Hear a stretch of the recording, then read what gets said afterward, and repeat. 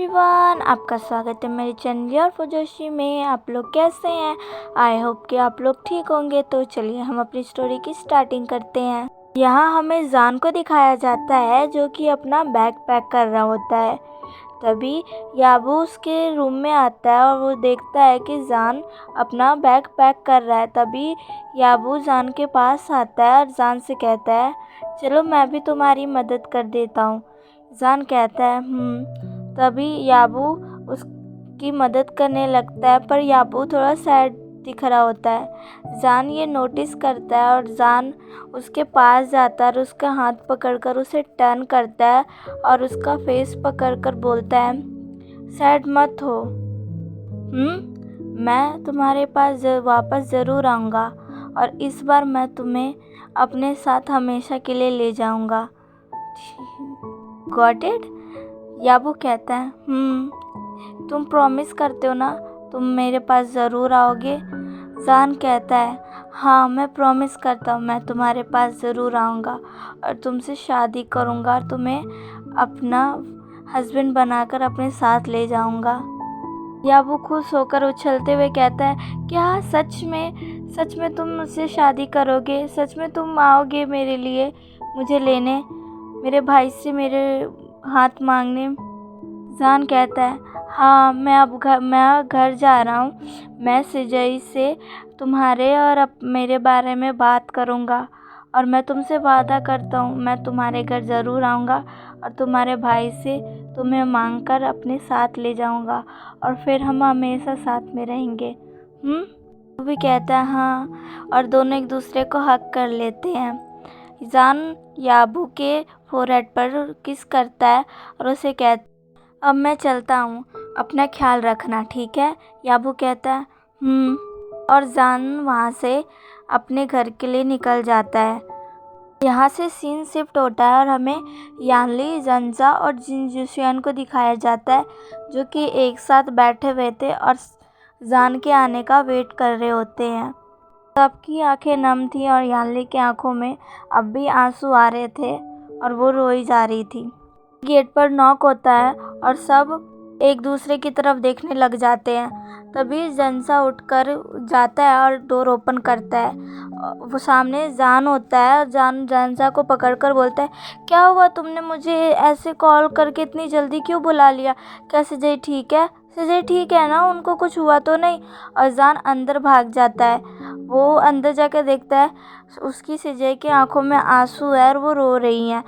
जान जल्दी से जाता है और उन्हें हक कर लेता है और उन्हें से पकड़कर बोलता है, सिजई क्या हुआ, आप रो क्यों रही हो? को क्या हुआ है मुझे बताओ, क्या आपको किसी ने कुछ कहा है? क्या हुआ है सिजई, आप इतना क्यों रो रही हो? प्लीज़ मुझे बताओ सिजई।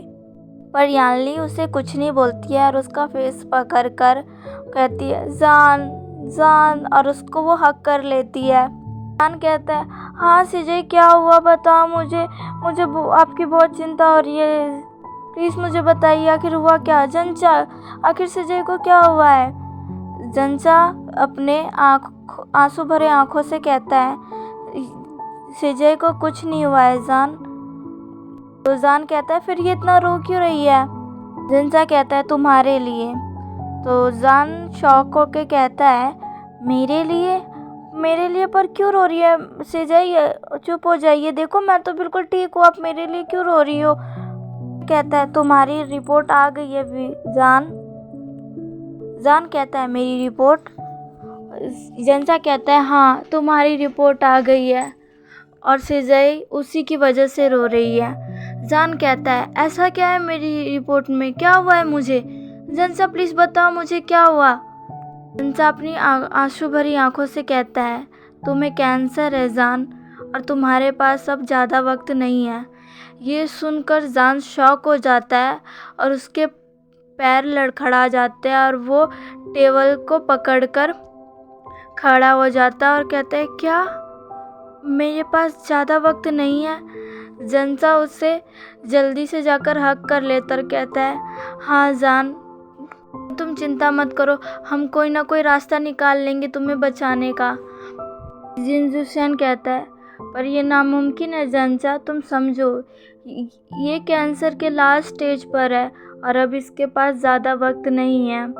जानली जिन सुफियान पर चिल्लाते हुए बोलती है, तुम आखिर क्या ना क्या चाहते हो? तुम चुप हो जाओ, मेरे जान को कुछ नहीं होगा, हम उसे बचा लेंगे, हम अच्छे से अच्छे डॉक्टर से उसका इलाज करवाएंगे, वो जल्दी ठीक हो जाएगा। क्यों है ना जनसा, मैं ठीक कह रही हूँ ना? जनसा कहता है, हाँ हाँ, हम अच्छे से अच्छे डॉक्टर से जान का इलाज कराएंगे। जान तुम चिंता मत करो, तुम जल्दी ठीक हो जाओगे। और जान कुछ नहीं कहता है और वो बस रोए जा रहा होता है और वो किसी से बात नहीं करता। वो जनसा का हाथ हटाकर बोलता है, मैं अपने रूम में जाना चाहता हूँ। जनसा बोलता है कि अच्छा ठीक है, और थक गए होगे ना, मैं तुम्हें तुम्हारे रूम तक छोड़कर आता हूँ। जान कहता है, नहीं, मैं खुद चला जाऊँगा। और जान अपने लड़खड़ाते हुए कदमों से अपने रूम में चला जाता है और अपना डोर नॉक कर लेता है। ये देखकर यानली बहुत रोने लगती है और अपनी नीज़ पर बैठ जाती है। जान अंदर आकर रूम का डोर लॉक कर देता है और बेड पर जाकर बैठ जाता है और फिर बहुत रोने लगता है। और वो उस समय को याद करता है जब उसने याबो से प्रॉमिस किया था कि वो उसको लेकर आएगा और उसके साथ अब हमेशा रहेगा। वो खुद से कहता है, अब मैं याबो से क्या बोलूँगा? अब मैं तो उसके साथ ज़िंदगी भर कैसे रहूँगा जबकि मेरे पास बस कुछ ही समय है। मैं अपना वादा कैसे निभाऊँगा? मैं उससे क्या कहूँगा? मैं अब उससे नज़रें भी नहीं मिला सकता। आखिर मैं क्या करूँ? मुझसे ज़्यादा तो याबू को हर्ट होगा। मुझे माफ़ कर दो याबू, मैं तुम्हारा साथ नहीं निभा पाऊँगा। मैं बहुत ही यूज़लेस हूँ, मैं तुम्हारे लिए कुछ नहीं कर पाऊँगा। मुझे माफ़ कर दो, मुझे माफ़ कर दो। और ये बोलकर जान अपने हाथों से अपने फेस को ढकते हुए रोने लगता है। ऐसे सीन शिफ्ट होता है और हमें याबू को दिखाया जाता है जो कि अपने घर पहुंच चुका होता है। अगर तुम्हारी ट्रिप बहुत जल्दी ख़त्म हो गई, याबू कहता है, हाँ हमारी ट्रिप ख़त्म हो गई थी तो मैं आ गया। चैन कहता है, अच्छा ठीक है, तुम अपने कमरे में जाओ और फ्रेश हो जाओ, मैं तुम्हारे लिए खाना निकालता हूँ, ठीक है? तो याबू मुस्कुराते हुए कहता है, हाँ।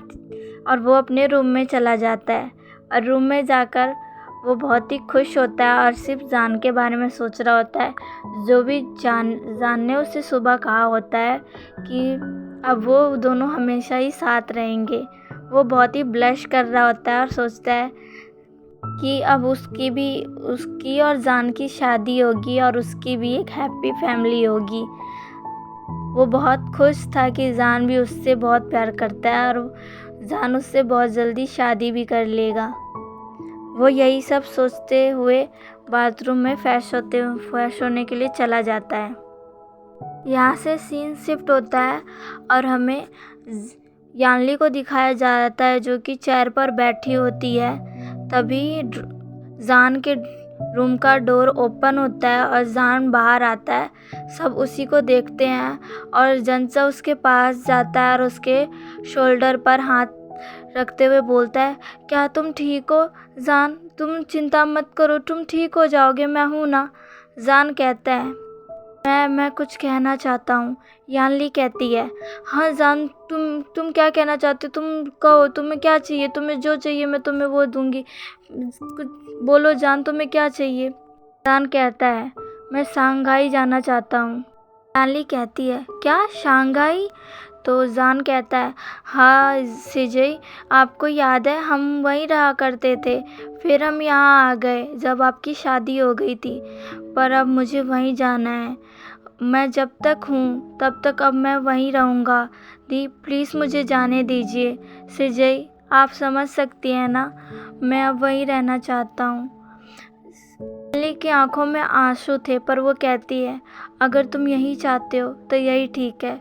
तभी जिन जुशियान बोलता है, वहाँ हमारा एक कॉटेज है जान, तुम वहीं रहना, ठीक है? और तुम्हें किसी चीज़ की भी ज़रूरत हो मुझे प्लीज़ बताना, मैं तुम्हें वो सब चीज़ ला के दूँगा। जान कहता है जान उनसे कहता है, मुझे आप लोगों से एक और फेवर चाहिए। तो सब कहते हैं, हाँ क्या? कहता है, आप मेरे किसी भी दोस्त को मेरे बारे में कुछ नहीं बताएंगे और कहाँ गया, मैं कहाँ हूँ, कैसा हूँ, जो भी है आप उन्हें कुछ नहीं बताएंगे, ठीक है? आप मेरे लिए इतना करेंगे ना, मैं किसी को भी नहीं चाहता कि वो दुखी हो, कोई भी मेरी वजह से दुखी हो, मैं नहीं चाहता हूँ। सिजय प्लीज़ किसी को भी मत बताइएगा मेरे बारे में, मैं वहाँ अकेला रहना चाहता हूँ। कहती है अगर तुम यही चाहते हो तो ठीक है एजान, मैं तुम्हारे किसी भी दोस्त को तुम्हारे बारे में कुछ नहीं बताऊंगी। जान कहता है मैं कल ही वहाँ के लिए निकल जाऊंगा सिजय, मैं कल ही जाना चाहता हूँ। जेंसा कहता है अच्छा ठीक है, तुम्हें वहाँ मैं छोड़ आऊँगा। जान कहता है और वो वापस अपने रूम में चला जाता है। यानली बहुत रोने लगती है क्योंकि वो अपने भाई के लिए कुछ नहीं कर पा रही होती है। जान रूम के अंदर आकर बोलता है तुम्हारे लिए यही अच्छा होगा याबू कि तुम मुझसे प्यार करने की जगह मुझसे नफ़रत करो। मैं चला जाऊंगा तुम्हारी ज़िंदगी से दूर, तुम भले ही मुझसे नफ़रत करने लगोगे, तुम मुझे झूठा कहोगे, तुम मुझे बहुत गालियाँ दोगे, पर कम से कम तुम खुश तो रहोगे। मैं तुम्हें ज़िंदगी भर दुखी देखने से अच्छा मेरे ऊपर गुस्सा रहते हुए देखना चाहता हूँ। खुश रहना याबू और अपने लिए एक अच्छा जीवन साथी ढूंढ लेना, क्योंकि मैं तो तुम्हारा साथ कभी भी नहीं निभा सकता। मुझे माफ़ कर देना, मैं तुम्हारे लिए कुछ नहीं कर पाया। I am so sorry, please मुझे माफ़ कर देना। और इतना बोलते ही जान फिर से रोने लगता है। यहाँ हमें याबू को दिखाया जाता है जो कि खाना खाते हुए बहुत ही स्माइल कर रहा होता है और सिचैन बस उसी को देख रहा होता है। सिचैन उससे कहता है क्या हुआ याबू, तुम इतना स्माइल क्यों कर रहे हो?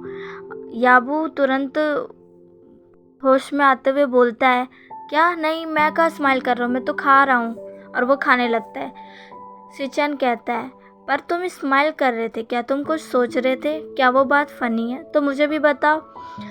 याबू कहता है नहीं भाई ऐसा कुछ भी नहीं है, आप क्या बोल रहे हो, मैं तो खा रहा हूँ। वो खाने लगता है और कहता है मुझे खाने दीजिए, मुझे बहुत भूख लगी है। सिचैन कहता है हाँ मैंने तुम्हें रोका थोड़ी ना, खाओ। और याबू खाने लगता है, सोचता है अरे ये मैं क्या कर रहा हूँ, मैं ऐसा क्यों बिहेव कर रहा हूँ, मुझे शांत रहना चाहिए वरना भाई को मुझ पर शक हो जाएगा। तभी सिचैन याबू से कहता है याबू कल अंकल आने वाले हैं। याबू हैरान होकर कहता है क्या कल अंकल आएंगे? सिचैन कहता है हाँ, उन्हें हमसे कुछ बात करनी है, इस सिलसिले में वो कल हमारे घर आ रहे हैं। ठीक है तो तुम प्रॉपर तरीके से बिहेव करना और कोई शैतानी नहीं, ठीक है? याबू कहता है हाँ भाई मैं कोई शैतानी नहीं करूँगा, क्या आपको मुझ पर इतना भी भरोसा नहीं है? और वो मुंह बना लेता है। सिचैन कहता है हाँ मुझे तुम पे पूरा भरोसा है, चलो अब जल्दी से अपना खाना फिनिश करो। याबू कहता है तो चलिए गाइस हमारी स्टोरी यहाँ से एंड होती है। मिलते हैं इसके नेक्स्ट पार्ट में। इसकी स्टोरी आपको कैसी लगी मुझे कमेंट करके ज़रूर बताइएगा और प्लीज़ मेरे चैनल को लाइक, सब्सक्राइब एंड शेयर कर दीजिएगा।